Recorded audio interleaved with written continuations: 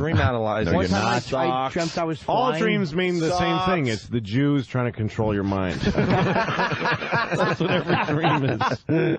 Every dream is that. But I'm tired because it was exhausting. It was just exhausting. Yeah. Nightmares are exciting. They're fun. I love having nightmares. The scarier, the better. You wake up, you're like, holy fuck. But it's like you were in some cool movie. And then you're up and everything's fine.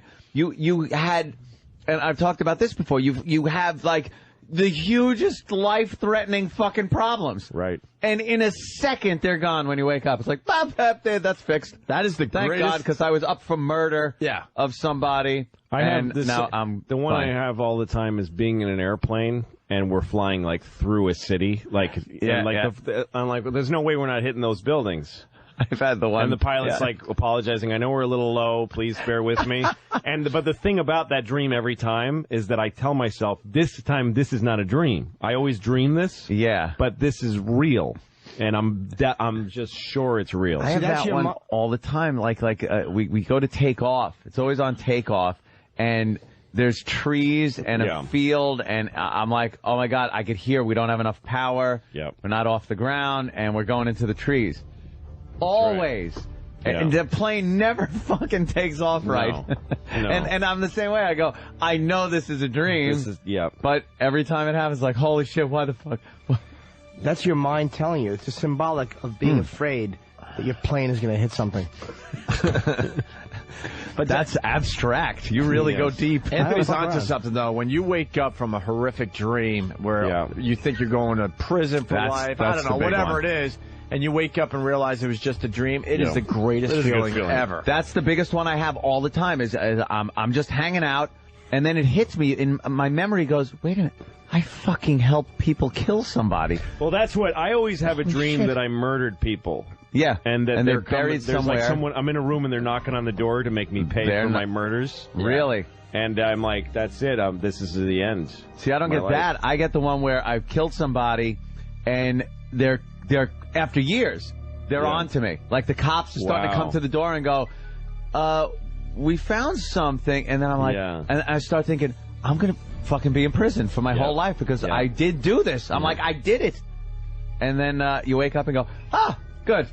I dreamt that I was driving a bus. I drove a bus into a crowded intersection and plowed down about 40 people and killed them. Fantastic. And then everybody was at the bus windows, banging on the windows, trying to get in at me. That's actually what I jerk off to. And then I woke up and thought, oh, thank God.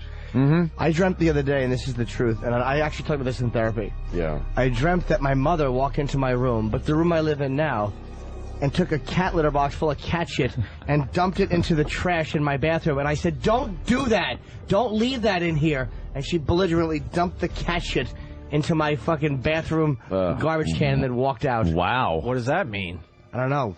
I actually dreamt Hopefully it means something, not just I don't want mom dumping cat shit. I actually dreamt the other night. I have a friend who doesn't talk to me anymore. Like, I have a friend who broke up with me. Why? I don't know. Like I wrote him an email saying, I'm not sure what happened, but I miss your friendship.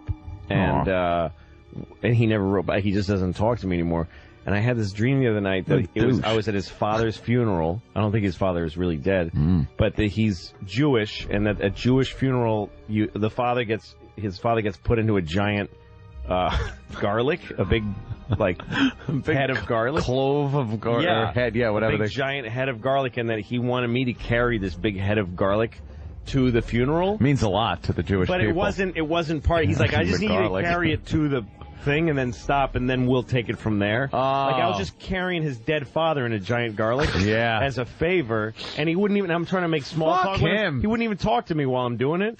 And then at one point he's like, okay, that's far enough. Like, because I'm not Jewish, he wouldn't let me come the rest of the way. Well, selfish. Maybe he was sad about his father being dead. You're thinking it's about you.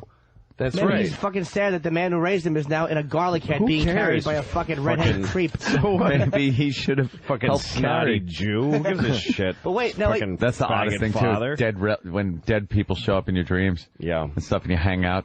Like my father occasionally pops into my dreams. That's real, by the way. And then you're like, that's real stuff. You're like hanging out and talking. It's like, hey, you don't even think twice about it. And then you wake up and go, ew, that was creepy. He's been dead. He's still alive in your dreams. Oh, is that it? Yeah, there's actual communication going on. Oh, is it? Yeah, if you read a book or two on near-death experience. How come it's usually hanging out talking and not driving drunk in his pickup truck with me in the passenger seat, scared shitless? What is he saying to you in the dreams? Nothing. They're it's like people, Anthony. It's small Don't talk. hate them that much. They're people. No, he wouldn't say that. No, you must. In anyone's wildest dreams. He's making sure you carry the torch for the Kumiyas. Yes. Do not forget the lessons I taught you when you were 5 years old. Or you just wanted to go outside and play. Well, this guy says, Tom and Philly, I had a dream that the show I listened to 5 hours a day once pretended to drop bra bombs on a TV station. What a nightmare. Then he woke up and realized, we never did that. Yeah. Don't ever bring that up. And then you get Thomas from Dallas.